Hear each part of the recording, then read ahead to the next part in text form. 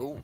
Welcome to Topicocalypse, the only podcast on the internet. There are no others out there. Joe Rogan show doesn't exist. All the other things, they're Danny just not. Jones is a thing of Danny the past. Jones, yeah, nothing's real. All right, it's all just in your head. We're the only real podcast out there. So thank you for giving us your millions of clicks.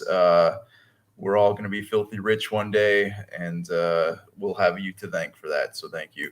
I'm joined here today by two of the dirtiest scumbags in the entire universe. To my right here, I got the Big Jim. What's up? Nothing. Nothing. He's Don't pace. Nothing. stoic is Stoic, what we just like to waiting to call go him. here. And then beneath me, I have a man who's actually named dyed in the wool history when he was born. The doctors asked my mom what they wanted to name him, and she said dyed in the wool history is his name. Well, All one it's word. a shame. It's a shame because the reviled one was taken. It was true. That Yeah, was that was quick. yeah. The it's weird though, right? Because like when I was born, the doctor was like, "Well, at least his name's not dyed in the wool history." So I don't. All right.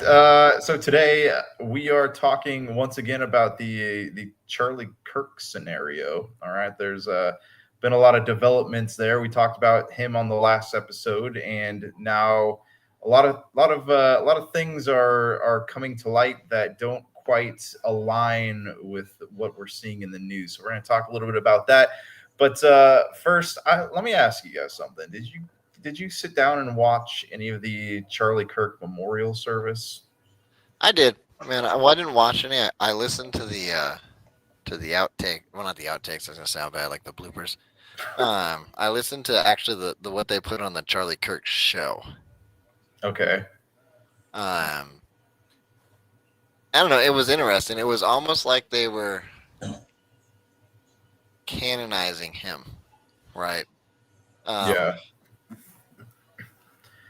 It was like a I wouldn't even call it a church service. It was like more than that though. It almost like it felt weird to watch, if that makes sense. Like it was uncomfortable to watch. And I'm saying that as somebody who does believe in God. It was a very uncomfortable mixing of like church and state that I had never seen before. Yeah, I mean that's. I think that's what they're going for. Though they're trying to make Charlie into this, um, like I say, a saint. They're almost canonizing him. Which it was awkward too because I would argue that Speaker Mike Johnson that was sitting in the front row, you know, um, had to have been somewhat morally, split on being there and being tied to the APAC um, situation. Yeah, yeah, we'll get to APAC in a minute. What are your Big Well, Jim? What do you got for us? I did not watch it at all, and I knew I was going to get recountings of it and see clips of it on various podcasts and news sources. But my feeling about it was that it was an attempt to play an awful lot of well-meaning people, basically sell them a conclusion, wrap the matter up, and move on. Yeah, Yeah, And we don't need to move on. For any of these great crimes that have been committed in American history, be it Kennedy or 9/11 or this, we need to know what happened. yeah, And anybody trying to sell a narrative that this is simple, it's over with, now we're going to move on, especially considering how his positions were rapidly changing. They're selling something to people, and I've had conversations with. I'm not going to put any names on this. As you trace back to if anybody cared, like where we went to church and so forth. But with people in churches, including staff in churches, that have very much the same opinion of this, but it's very hard for them to say it because so many people were caught up in the the emotion of this remembrance. That it's a difficult thing to for people in churches to address, because he has some really diametrically opposed viewpoints. Yeah. Right. But again, though, we talked about this a little bit this week, and not the Charlie Kirk, but just about like kind of like the, do we appealing to emotion or speaking, what is reality? I want to say truth, because a lot of people are like, oh, what's truth? Right. The reality of the situation. You know what I mean?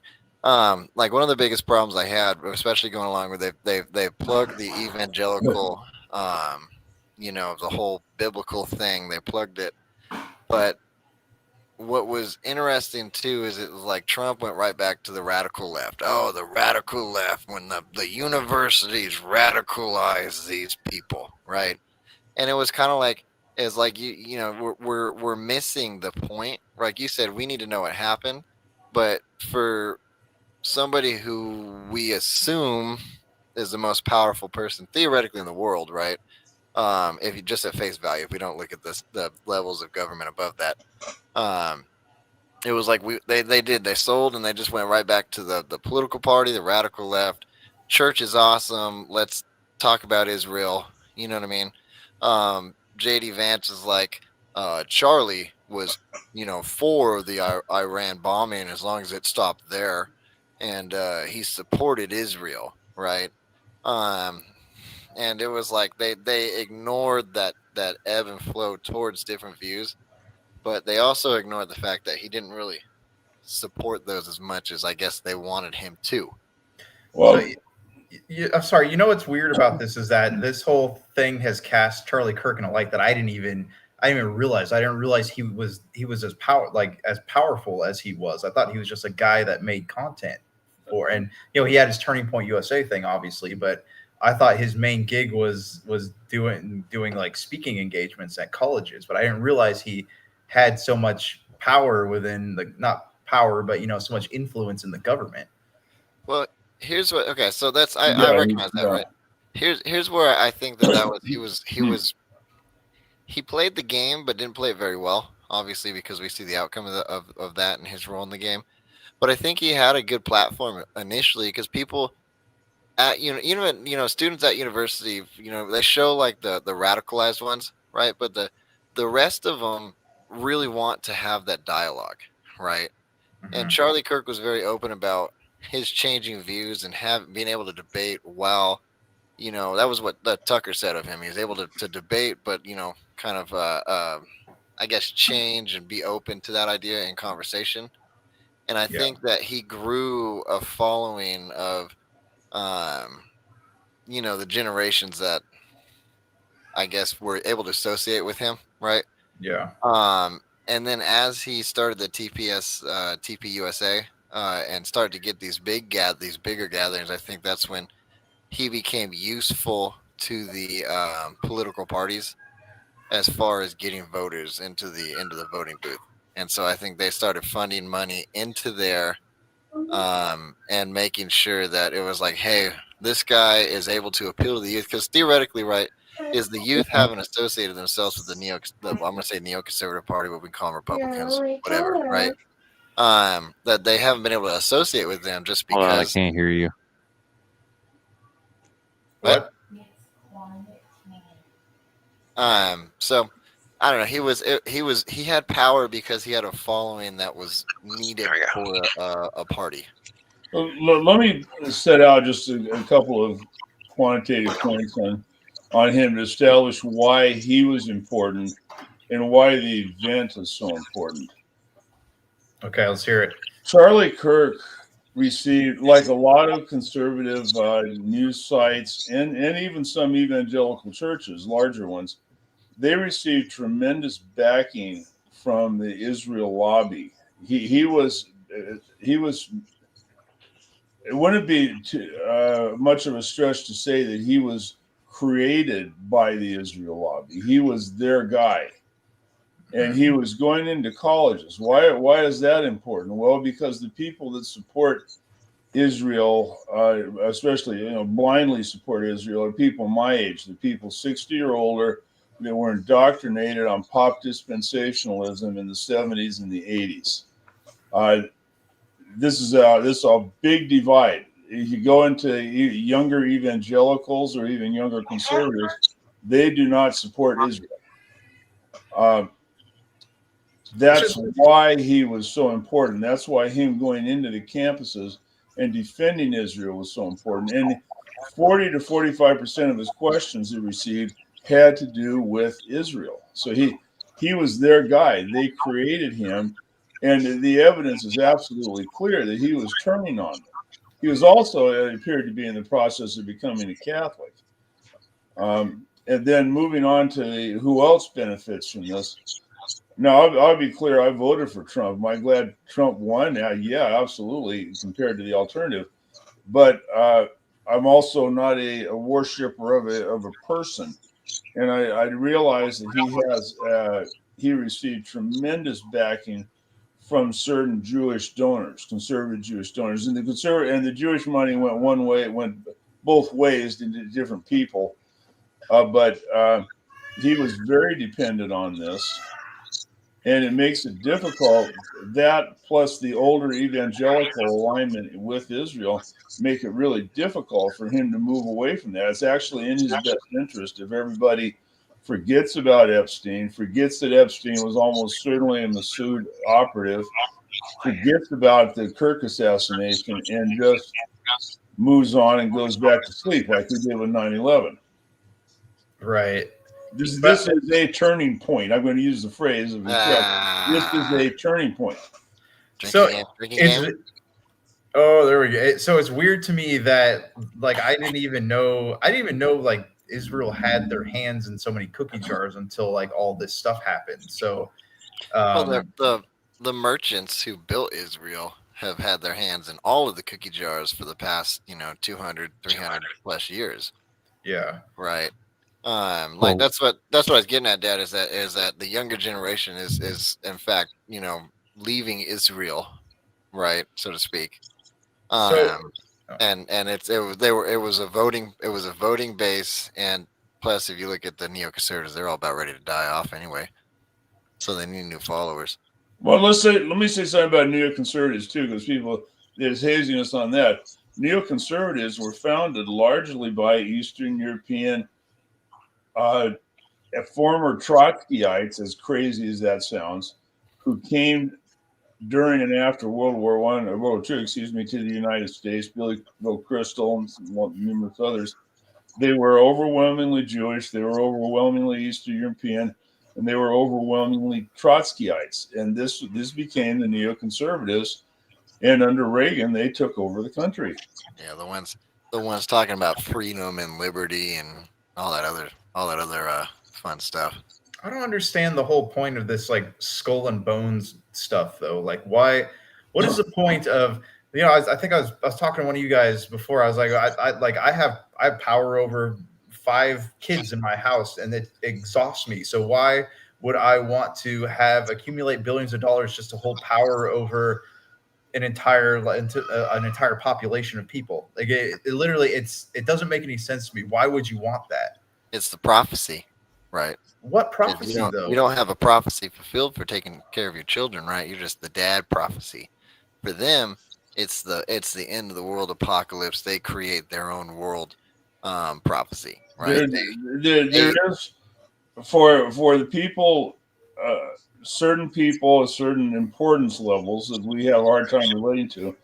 There is a religious aspect to this. There's a nihilist religious aspect to it. It's not is a there. The whole thing is religious. Time.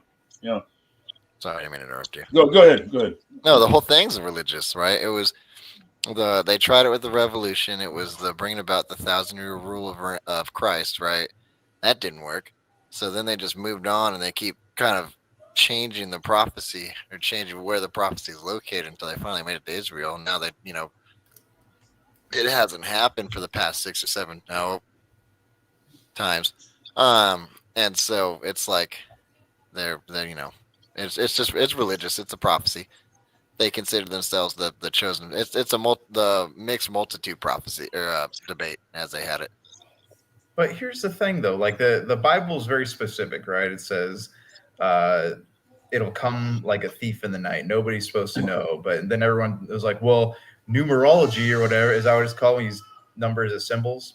Numerology states that this aligns with this and this aligns with this. But honestly, though, if God is really who people say is, why are they going to? I'm sorry, my kid's crying in the other room. Hold on one second, guys. You guys keep talking. I'll be right back. Well, the Bible's not really all that specific, and in the Kabbalistic, Judaic tradition, esoteric tradition, you have this concept of tikkun olam, which is man redeems the world, man shapes the world. It's kind of an anti-logos if you associate logos with Christ.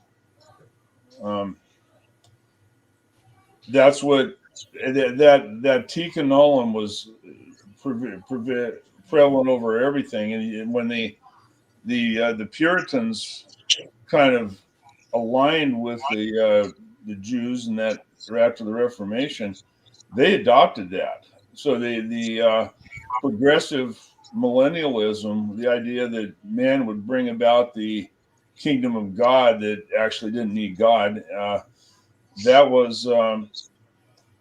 that's been ingrained in all forms of Protestantism that derived from the Puritans. Yeah, and that's their base belief. But that's the point, though. It goes along. It was easy to adopt because of Calvinism, right? It was easy to adopt because of that very bastardized version of Augustine's predetermination or whatever. Yeah. Calvin and but it was, but they do it, but they drifted that way. But no, it was easy to adopt because of it. Yeah. Right. That was kind of their culture already. But at the same time, they were thinking, well, they still think now is that they are the gods, right? They want to become that. So that's why they're going with the idea of Israel, that they are the redeemers. They are the ones that we should look to. They are the ones who we serve in this world, right? Which is why, if you look at that idea that Kabbalistic, it's very secular and relies on the ruling elite, so to speak, that were established. I'd argue in Alexandria, when they put the book together. Okay, sorry. So what I was saying before I left was that if God is really like who people say he is, what makes them think that because they moved all the chess pieces in order to set up the apocalypse, that's going to be what happens? Tikkun olam. That's what I was, after you left, that's what I was getting into. That is a Kabbalistic esoteric belief that man brings about the kingdom, the kingdom, and it's not necessarily a kingdom of God. I would call it more of an anti-logos. Yeah, you're right. And I think what they get out of it is that if we continue to serve them and they continue to hold power, right? Is that what they at the end of it, their eschatology, they make it to it, we follow them. That prophecy happens, I guess, but after 6, 8, whatever times, it's been rewritten. Is that it doesn't happen, but they still can adjust it as needed so that we continue to serve. We work for them, every bit of our finance, right? We can't afford our house, our bills, right? Justin in California's got to pay for other people's electricity, all because that we are there to serve the financial masters, right? So they get power and they get blind support because nobody wants to go to hell. They get our money. We pay for their entire healthcare system and all kinds of stuff. Yeah. The Israeli healthcare system is subsidized by American tax dollars. Right.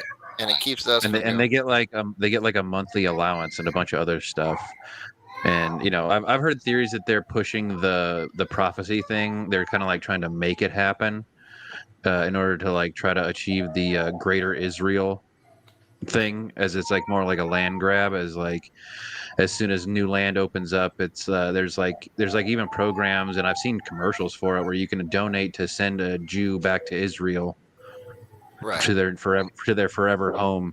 but What are they like a dog? Is that where is this like Yeah. a No. Well, what they need, the whole greater Israel is they need land. They don't have enough space for everybody, so right. that's why they're expanding.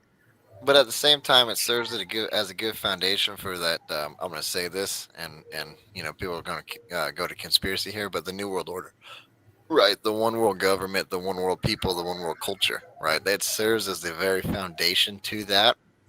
cult of globalism? Yeah, that's exactly what it is. It's that, right? That's what they get out of this. They get the New World Government, the order, and they can do what they want.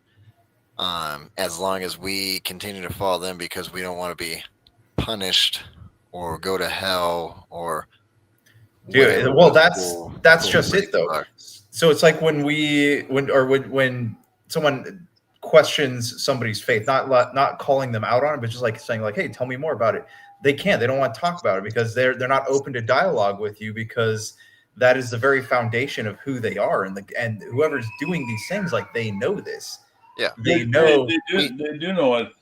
The Americans are conditioned to think, especially since World War II, to not be cynical, to trust the institutions, and to think that everything's explained philosophically. Yeah. They would go down the rabbit holes of engaging in philosophical arguments. And as a result of that, we get manipulated because the people that are doing the manipulating are not like that. Yeah. They're very, they have no moral qualms about using people's faith and beliefs and lying and so on. And it works though. With Gen Z though, is that Gen Z doesn't put up with any of that stuff. You're right. But look they see right through it. I can't remember who it was. I can't remember which. I can't remember his name, but I know you've read a couple of his books, Big Jim.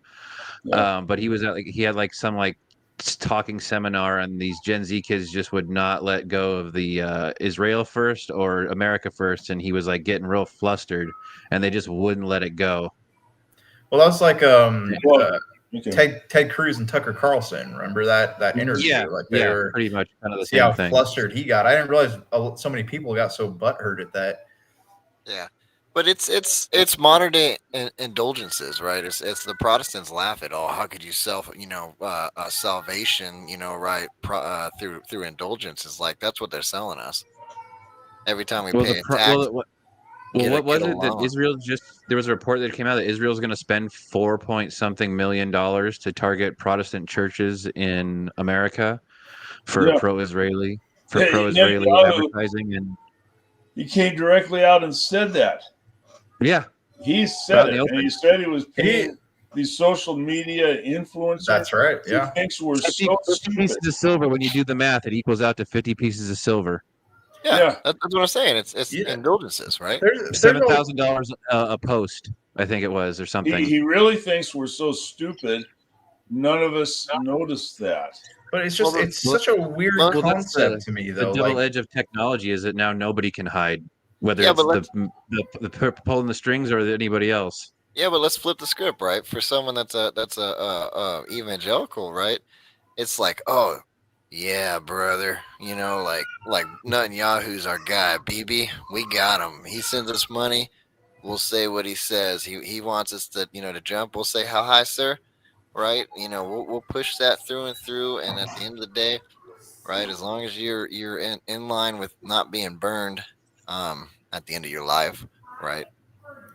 Yeah, well, what's funny too is like the government is actively trying to redirect thinking like the negativity away from Israel too, because was there Representative Anna Paulina, what was her last name? Luna. She's telling people that there is a foreign agent involved in the assassination of Charlie Kirk, but it's China. And I like, as I heard that, I was like, scratched my head. I'm like, what possible reason could they have to kill Charlie Kirk? That is comical. And she's pretty good on a lot of things. She's also she's super smart. Yeah. I didn't see China come out and do a tour of "We Didn't Do It." Yeah. Well, but I bet you interesting. Yeah. Like that phrase, "Thou protest too much," kind of really hits a chord there. Right after it happened. Oh, he sent me this letter, but here I'm only going to show you little parts of it where it makes it sound like he loves Israel. Yeah. So there's something really weird going on. There was nothing that was factual about that. But if it's not, but listen, guys, hear me out. if it's not China, right? If China proves to be innocent, which they are, then it's Russia. And Well, Russia killed them. There's the same cast of characters we always go back to. Russia is Right, the yeah. liberal bad guy, and China Iranian, is North the Korean, take your conservative pick. bad guy. No, Russia's the conservative bad guy too, just so we know. Not as much as Russia's blamed when the left is in Yeah, but they're office, so. labeled as Gog. They're the Gogs to come down on Israel. Oh my gosh. Okay, so on a side note here, did any of you guys find it weird today when the Hamas deal started with that you had all these politicians who like hate Trump all of a sudden? It's like they become a hive mind. You have like Hillary Clinton and Kamala Harris all like praising what Trump has done with the Middle East, not Middle East, Yeah, the that Israel is deal. weird and a little bit concerning. Yeah. It felt it was uncomfortable actually to like look at all that, because obviously like it was very culty, like they were all part of this they all know something that we don't. Well, they do. There's that feeling. Yeah. They do. It's not a feeling. They do. It's the awkward moment though is like who put Hamas in charge? Well, that was Hillary, right? Yeah. Well, it was also that was Bibi. Netanyahu That was Bibi. But in Bibi her created own Hamas words though, she and said, "Man, we Hezbollah." messed up." Yeah. Right? Yeah, but I mean, and then like Netanyahu was like against any peace talks or whatever, and then all of a sudden like flip of the switch. Oh, this is a great idea. We're praising Trump. We're going to give him the Kinda. Israel I saw a video of peace. tanks shooting on people like the day after they announced the ceasefire. So I was like, are we doing it or not doing it? Well, Yeah. BB's invested though, because he gets that money. Trump just gave him what $9-10 billion or whatever 2 weeks Yeah. ago. They get several $1 billion a year from us. Yeah. Yeah, and then another thing that Rep Luna had said was also with the Ukraine situation. Like, it's weird that we're giving money to Ukraine, but Zelensky is giving depositing millions of dollars into a bank account in Saudi Arabia. Yeah, he was doing that, and he was shipping our weapons out too. Yeah, everything's a proxy. There's nothing's what it real. appears to be on the surface. Yeah. So okay, back to the Charlie Kirk thing. All right, so we have all the new developments, right? Like about the kid, right? There's people are saying that the kid didn't shoot the Tyler Robinson, right? Wasn't the one who pulled the trigger, right? And they're saying because there's too many things like he was spotted at Dairy Queen, he was spotted at a gas station, all distances that were too far from the actual site for him to have possibly done it. Then the bullet was shot at just like the right angle to not ricochet out and hit somebody else. Like it was there's people in the Marines like who are coming out and saying, sharpshooters in the Marines and Army and Navy coming out and saying like this shot was done by a professional, not just some kid. So the one thing that's everything about it kind of stinks, but what is absolutely certain, he was not shot with a 30-06 standard bullet you go buy at Dick's Sporting Goods or something. Yeah, that will go through 4 people, and having strong bones and drinking milk is not going to make it deflect. He might have been shot with a fragmenting round. He's probably shot with a different round altogether. The gun itself takes, for somebody that's done it a lot, takes a minute to take apart, a minute to put back together with a fair assortment of tools, and it's too long to put in a backpack. So, but the bullets, everything else is wrong. The bullet's the main thing. And then the other thing is Candace did produce the 7-way text message. Yeah. And So then what- someone else someone else on the group chat confirmed it as well. He just didn't want to be the first one that said so. Okay, hey, hold on let's assume that people listening haven't heard about this group chat. Explain it to me. All right, so she had said initially that there was a group chat where Charlie Kirk was discussing that he could no longer be bullied by the Israel lobby and the Israel donors, that he was leaving that ship, that he was bringing in his own people. He actually specifically said wanted to bring Candace back. And Okay. that was denied. over and over, and she produced it. It was exactly what she said it was. He was the asset created by Israel or the Jewish lobby, and he was leaving them. He was out of control. He was rogue. Jason Bourne Wouldn't scenario. wouldn't accept their money. Yeah. Well, you know what would clear up a lot of stuff, and we'll never see it. But right after he was shot, somebody, supposedly part of his crew, runs up and takes the camera that was directly behind Charlie Kirk. He immediately takes it down and then leaves with it. Yeah, so listen. And he said he wanted to preserve it so it didn't get stolen. And I was like, Oh, well, that's my a pretty gosh. close up angle from right behind him. We could tell exactly what happened, but you know where Good, he we'll yeah. never see it. You So know where his own This like was in- friends were in on this. This was in the bloopers, right? Is that The bloopers. on the Charlie Kirk show? They were talking about that, and he's like, "Oh, he's such a hero for that." You know, he went and stole the SD cards out of the camera, and it's like, and then turned it into like the CIA or the FBI or whoever was like The FBI, we'll never see it. It's like, yeah, he's a hero for that. What he should have done is produced all of that, right? Well, Yeah. one of the biggest thing that no one talks about that I think stinks is like his wife. Like a couple days after she like comes out with like all this like fancy, I'm the new head of Turning Point, and now she's doing a halftime show at the Super Bowl. That doesn't seem like a grieving widow to me. It was so brave of her for saying she forgives. Yeah, I thought about that too. Like I don't want to say that. I mean, she's everybody handles forgiven. grief different, but it seems completely off base Yeah. of what Charlie would have wanted, and Mhm. just very fake. Yeah, well, I saw in my wife. I was like, if something were to happen to me, I really hope that she would like mourn me for more than a couple of weeks before you like start taking over all my businesses. Oh, doing podcast tours and being on talk shows, and Yeah, I haven't seen her cry, I think, on camera once. Yeah. yeah, Not even at the funeral, right? It's very difficult. I have a hard time accusing her of anything. I'm just going to be kind of veiled in this. If I had a close family member murdered, the first thing, last thing, and only thing I want to know before I'm moving on or doing anything else, what happened and who did it.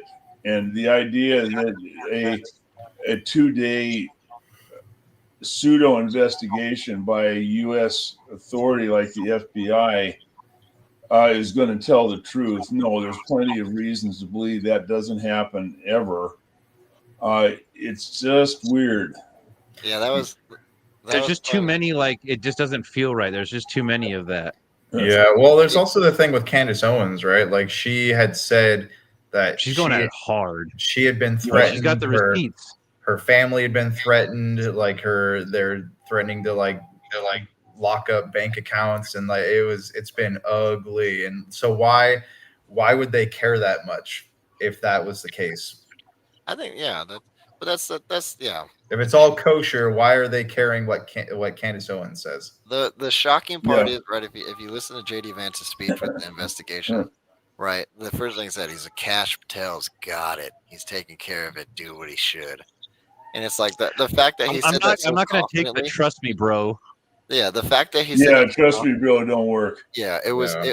That was the point. It was like you said that way too confidently. Like after going after the State Department, for that long, right? As far as that part of it, sorry, not the State Department, but the CIA and FBI, right? After going after it for so long, and then all of a sudden it's like, no, Cash has got it.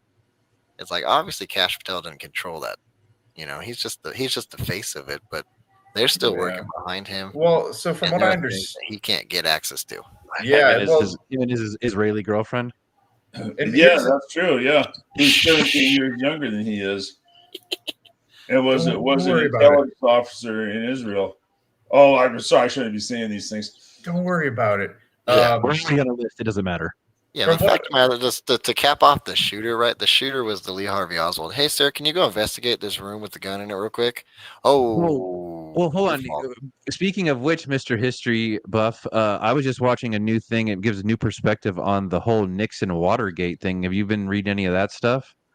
About how he was going to take out, he would, there's like record, you could watch them. I mean, granted, anything can be AI nowadays, but I've watched a couple like speeches where he's like talked about a hard line on Israel where he's like, no, we're going to be America first and all Yeah. this stuff, and then No way. several Who? months Nixon? later it was Nixon said Watergate. that. This guy knows all Nixon about said that, yes. This guy knows all about that, but he was leaving that party. He was. Yeah, he was going. Nixon was bought and paid for his whole political career until the end. And then he had enough conscience where he started to do the right thing.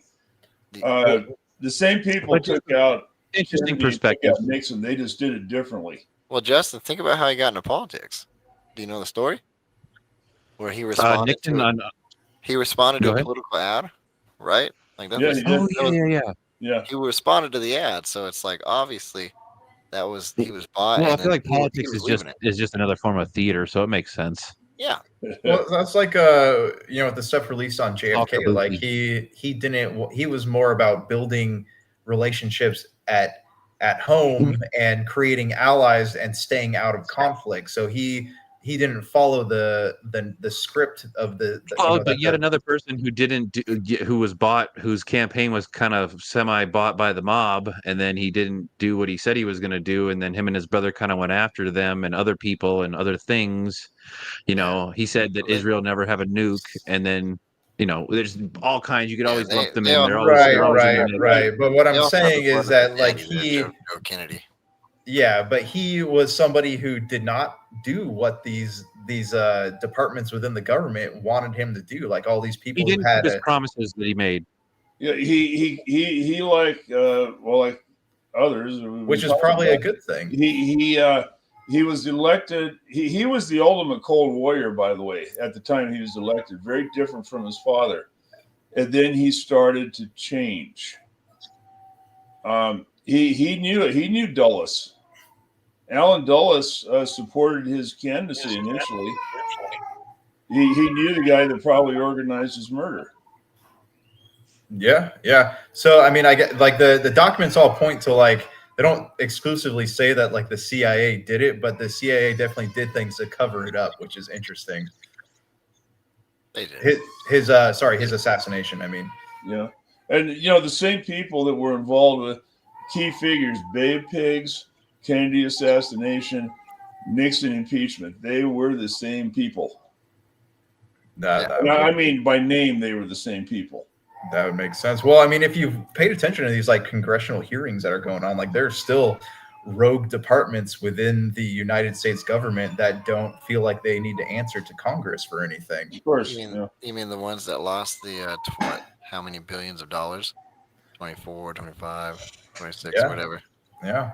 Are you talking about the 2.5 trillion before the towers fell, or are you talking about something else? No, it was one where they audited. They had that audited, and there was this an awful lot of money just missing. Yeah, it was right before 9/11. That's when that part of the Pentagon blew up. They had the records in it. I had the plane with no wreckage. It's very interesting to see how many like back alleys there are in the United States government. In every government. Yeah. Well, a lot of it though does go with the CIA grew out of the OSS after World War II. All these people were Harvard and Yale folks. Their families knew each other. They thought they were born to rule. They had absolutely no misgiving about knowing that you're ordinary and they're not. Yeah. Yeah, but they did whatever. Nobody liked the FBI when they were first introduced under Herbert Hoover. Everybody hated them because they would wiretap your phones all the time. Yeah, they do whatever they want. They were a super governmental organization. They were pretty much a Gestapo before the Gestapo. Exactly. Yeah. But it like goes back to that question of why. Why? What's the point of all this? Control. But why? Why would you want to control that many people? What is it? Because you need slaves to build your stuff, bro. Yeah, it gives them. Yeah, it goes back to again to the prophecy. Why does George Soros feel the need to do anything? He's got more money than God, but then he still likes to play these games. Like, oh, I want to play God. I'm going to short this stock and crash this economy, and then I'm going to do this over here. It's a game. He wants to be God, or he sees himself as God. And a lot of them have that complex because they've gotten so much wealth and so much power that's like, oh, I'm going to be God. I can do whatever I want. Yeah. Well, yeah, that's like the Rothschilds, right? I am the your favorite. Yeah, Yeah, I am the Lion of the tribe of Judah. I gave these people this. Can you think of a more blasphemous statement? I mean, really, just ponder that for a minute. Yeah, you Yeah. can, right? As long as I control the money, I don't care who controls the government, right? It's like, That's Because he who controls the gold makes the rules. yeah, that's exactly That's it. cra- That's the prophecy. It goes back. He needs slaves to work. It's what Lysander Spooner said. Congratulations, you just But moved slaves to wage Well, Well, slaves. hold on. I want to ask. Like, I heard something. I don't know if it was real or not, but there was like some coin that he introduced, some gold coin, but it has like a Jewish name. It's like some coin, and it's gonna like because I don't know. The theory is that there's no gold left in the gold reserves. no, probably not. I wouldn't be able to answer that one. I have Yeah, a book. I I'm can't going answer through that the one biography. either. You know, but remember they were supposed to have that live tour to prove that the gold was in there and do an audit, and that kind of. Never did. But so to create a coin though, especially for the Rothschild family, like It was like called the Magera coin or something. I can't remember exactly. Mayor Amtrak collected coins, so it wouldn't be, it wouldn't be like, like, whoa, I can't believe that happened, right? It wouldn't be too shocking if something like that was real. Hmm. But then again, about the mid 1800s, they burnt their own archives, or like the end of the 1800s, they burnt their own archives. Secrets and secrets and secrets. It's absolutely crazy. But hey, look on the bright side, like what they're trying to do to the world is working. I mean, look on social I media. get You Nicolas still Cage have to steal something. Yeah, I mean, on the social media, like I said, you still have people over 60 are constantly condemning and picking political fights. You have people who are trying to shape a world that young people are supposed to inherit, and that's like the biggest tragedy in all of this, especially with like the people in power. Yeah, I'm like, this is by way of explanation, not excuse. But growing up in that time period, first of all, you had very limited information. It came from certain things, and you had to decide what you're going to trust and not trust. Yeah. Now, in the, I'd say, later 60s and 70s, there were these groups on college campuses, Campus Crusade for Christ, Bill Bright, and the prophecy, the pop prophecy, authors, Tim LaHaye in particular, and they were selling this, and people would go to the new churches like Calvary Chapel, they would hear it. They knew very little about the Bible or history or anything else. They knew prophecy fiction, and it was ingrained. The late great planet Earth was the Bible. Yeah. And even in my case, as I had to face a lot of these things, you feel like you lose part of your identity and you lose your friends.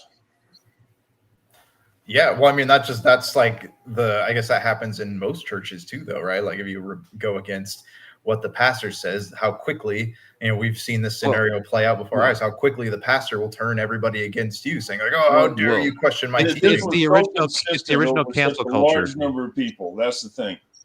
It's such a consistent tale over such a large number of people. Yeah. Yeah, that was like this weekend though. It was, be okay with what you got. You were blessed with that. Even if you don't want it, you're blessed with it, and be okay with it. Yeah, well, it's just crazy they're how trying to condition you to be comfortable with very little. Yeah, right. Yeah. It's still crazy to me though, like how anytime you bring. I think I said somewhere like AIs now, like all these, like, because I think it's called Una, which is the Israeli AI subtitle company or something that all these streaming platforms are using. For Where they're Crunchyroll did a lot. No, for everything, Amazon, Netflix, everybody's using it. Yeah. And then and also I think a lot of the I don't know, Grok and whatever the Apple one is or Microsoft version of AI question bot is, but where several people have got it to admit that it's instructed to start phasing out words that are in use in and it got them to list like a couple of them, which is like, man, woman, rebellion, revolt, protest, just trying to phase out words.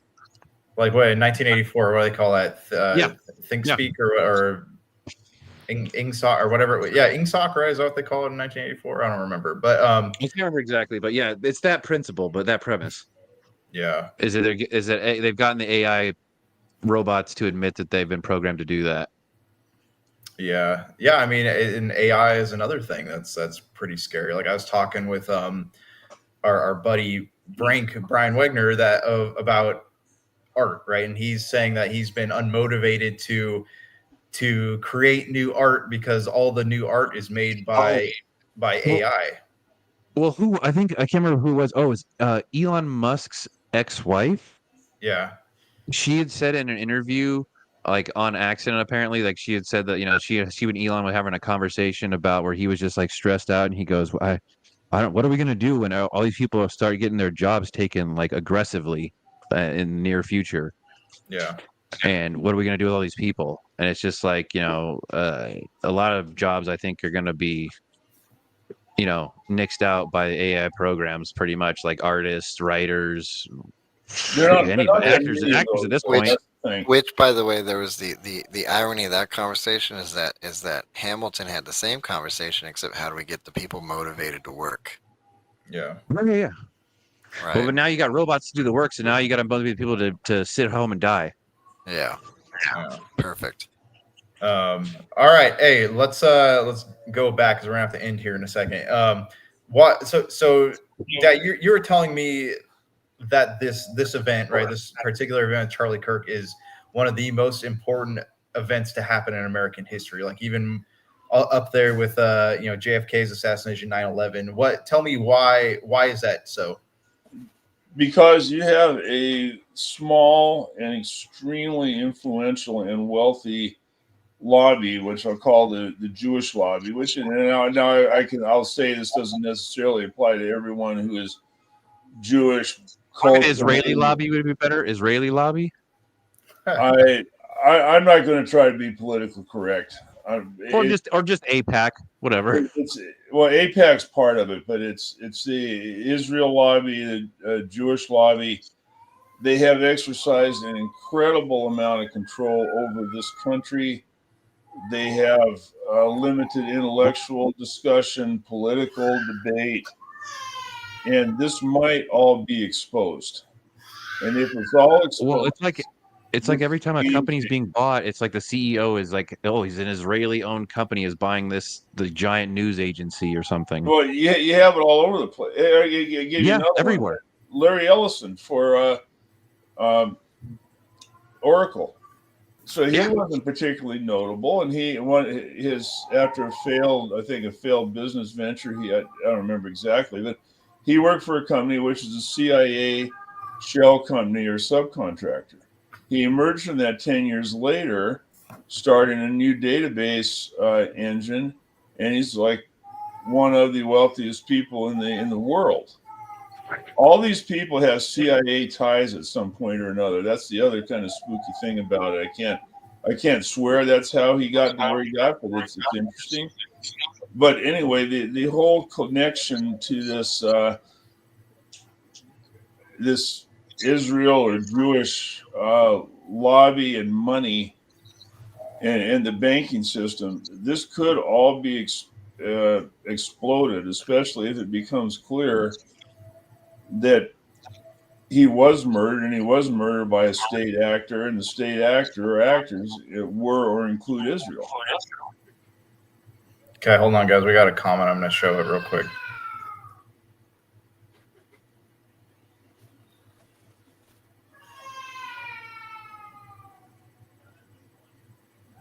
What do you guys think of that?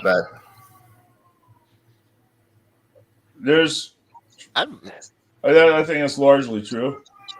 Yeah, I believe that. I mean, Charlie Kirk was important. How important was he? I'm not sure. He was important. Yeah, I think he was crucial in shaping the minds of Gen Z. Yeah. Well, yeah. As far as the election goes, if you take what Trump said at I guess not more than face value, is Trump even said that Charlie Kirk played a huge role in getting the youth to vote for him. Yeah. Right. But TPUSA though is the fake news part. If I could just look at the fake news part, it's like listen to the Charlie Kirk show. Like just spend a couple hours listening to it, and you could tell everything that those like the co-hosts they were doing is just absolutely pushing some kind of story that they want out before anybody else could say anything. Like they already told the one of the guys who's like one of the three heads of the TPUSA, right? Who got in the car with Charlie Kirk. They're like, "Oh, brother, I can't believe you're taking all this crap from people saying, you had a role in it. Like, way to stand strong in your faith and firm in belief, and that you didn't do anything, and we all can vouch for you, and like this and that." And it was like that they were pushing that so hard that it's at the point where you're like, man, that's too hard. You guys are going too strong with this. Obviously, you're trying to hide something. It's look where the secrets are in the story. If Yeah. you were firm in your belief that you were right, you would just put it out there and then wait for someone to disprove you. You wouldn't keep trying to push it. You'd be like, here's the facts. Tell me I'm wrong. Right, but think about this too. Think about this too. They've made everything about this, right? Church and Christ. They have avoided all conversation about the political aspects. They About made it a religious belief, and if you go against it, you're blasphemous. You're committing heresy. And the other thing that this would expose is what I'd say is the greatest heresy and most successful heresy of all time, which is evangelical dispensationalism, which is the root of Christian Zionism. Yeah.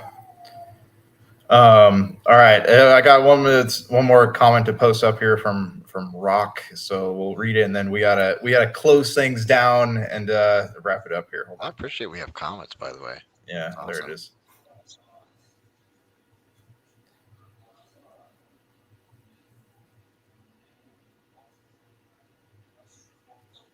That's crazy. That's crazy. Yeah. Crazy. I did not know that. I did not know that. Yeah, that's I I would agree with you. You call his phone, it's still activated, right? But pretending to be left, right? That's crazy. Yeah, well, yeah. I guess mean, not surprising, though, honestly, right? though, I'm sure both sides have done that. They both have organizations. No, meant but to do no. things like That's like the if you look at the merchants that have ran the world, that's Yeah. stuff that they do, right? Yeah. That's tactics This is they've used. sophisticated. That's a big deal. Yeah, that's not something that the average person or the average political party could use. That's something where you have to have a lot of money and power And, to put I yourself mean, into both and parties. obviously, like Turning Point USA is they have some big fun. They have big pockets that were filled with money from people who are obviously very powerful. Yeah, that's the thing. But of a certain background and ethnic, religious belief. Yeah. But that's like, I'm glad that was posted, because that's interesting to me, because again, that is like big money, big power tactics that you only see with merchants, and you only see that Yeah. to get a bigger picture completed, right? You see that with like the American Revolution. You find it, you see it, right? You see that with the merchants of New York, and you see that the merchants of New York tried to do that to New England, because they were being funded by the same Jewish merchants of Holland or Amsterdam, right? That's what caused that fracture to get New England to leave from England. And you see that too. I could track that throughout the American Civil War,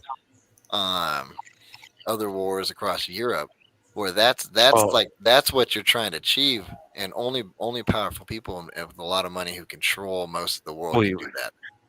If you look at it a certain way, the American Civil War was kind of a proxy war. Yeah. Well, it really was, and all that happened, right? Is that it was like, if you look at what happened in the East Indies while that war took place, is that England took the East Indies back, and then Egyptian cotton became a thing, right? Yeah. And then Boston became zero, and the power that Boston had, the New England elites, the New England period, or Boston Brahmin, they were gone out of the picture. They had to either absorb themselves into the J.P. Morgan Rothschild faction, or essentially just not have that anymore. In terms of manipulating media like that, the past masters of it are the Anti-Defamation League.